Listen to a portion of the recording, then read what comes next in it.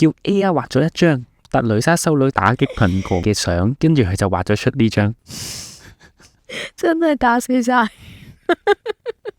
有咩說話可以同時喺喪禮上面同埋息息嘅時候一齊講嘅呢？第一句，怎麼先去了我還未去呢？第二句，點解得我喺度喐？跟住第三句，好硬喎。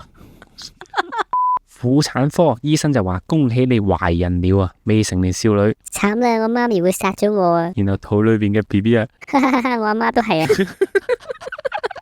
忽然發現啊，斷頭台咁多人共用同一塊刀片啊，咁咪好容易交叉感染咯。跟住有人留言就話啦，唔怪得死亡率咁高啦。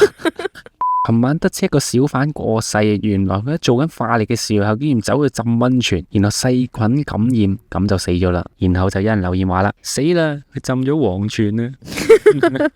小豬佩奇嘅500張拼圖，好衰喎。免治豬肉。啱啱喺759買嘢，聽到隔籬個小朋友問佢媽咪：媽咪呢一個%係咪即係代表佢哋有幾黑啊？童言無忌，童言無忌。有人喺度宣傳呢個素食主義啊，然後就有個小朋友喺度食雞扒，仲要食好大大雞扒喎。表演俾佢睇。一個小朋友玩封口機嘅時候呢，就唔小心切咗4隻手指，然後醫生問你感覺點啊？小朋友就 good。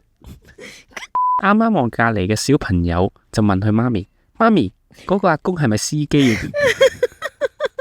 然後見到最尾呢段呢，都覺得值得反思嘅。地獄梗之所以好笑，係因為觀眾都知道入邊嘅價值觀係有問題。如果觀眾真係認為地獄梗入邊嘅價值觀一啲問題都冇呢，其實觀眾係唔會覺得好笑嘅。而呢啲觀眾呢，需要嘅並唔係喜劇演員，而係心理醫生或者人道毀滅。所以你嘅意思係覺得你啲地獄梗唔好笑嗰啲，全部應該要去睇心理醫生同埋人道毀滅係嘛？係啦。